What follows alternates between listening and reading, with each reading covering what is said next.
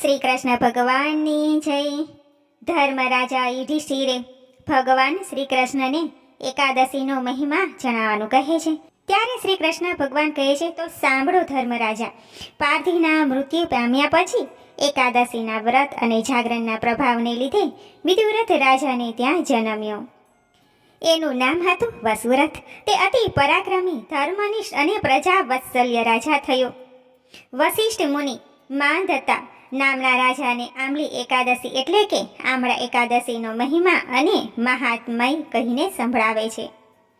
હે રાજન, આમળા એકાદશી વ્રત કરવાનું વિધાન ફાગણ સુદ 11ના રોજ હોય છે. આ એકાદશી સર્વ પાપ હરનારી અને 1000 ગાયોના દાન પુણ્ય આપનારી છે. આ માટે આ એકાદશીના વ્રતનો મહિમા વિશેષ છે. પ્રાચીન કાળમાં વૈદેશ નામે એક સુંદર નગર હતું. આ નગરીમાં ચારેય વર્ણના લોકો આનંદપૂર્વક નિવાસ કરતા હતા. આ નગરમાં કોઈ નાસ્તિક ન હતું. સમગ્ર પ્રજા પ્રભુ પારાયણ હતી. કોઈ પાપી તો હતું જ નહીં, પણ નિર્ધન કોઈ હતું નહીં. દારૂ દુષ્કર એટલે કે શું તેની આ સમજ પણ હતી નહીં. કોઈ પણ પ્રકારનો ઉપદ્રવ પણ ના હતો. સોમવંશમાં જન્મેલો ધર્માત્મા નામનો રાજા પરમ વિષ્ણુ ભક્ત હતા. સુદ કે વદ પક્ષની એકાદશીના રોજ કોઈ અન્નનો આહાર પણ કરતું નહીં. રાજાનો ચિત્રરથ નામનો પુત્ર હતો. તે પણ ધર્મપારાયણ હતો, શાસ્ત્રોના જ્ઞાતા હતા.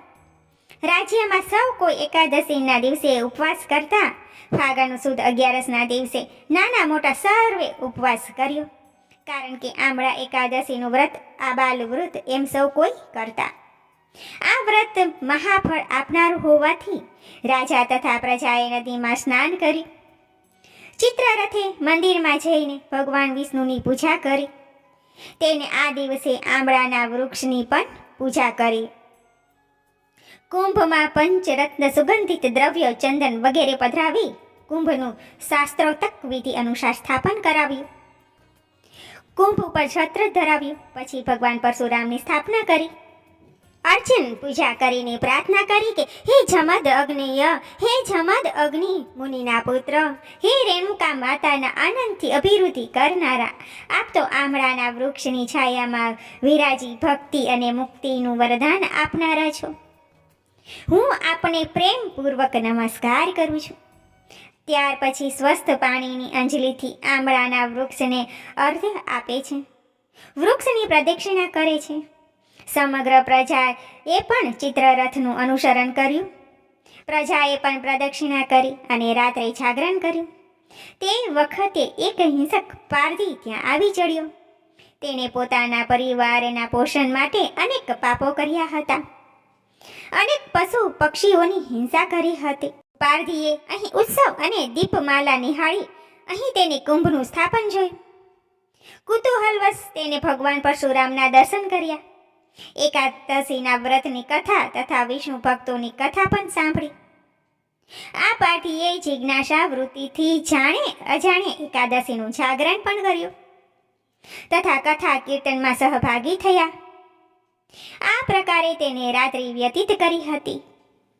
વશિષ્ઠ મુનિ માંગતા રાજાને કહે છે કે આ પારધી મૃત્યુ પામ્યા પછી એકાદશી અને જાગરણના પ્રભાવને લીધે વિદુરથ રાજાને ત્યાં જન્મ્યા હતા.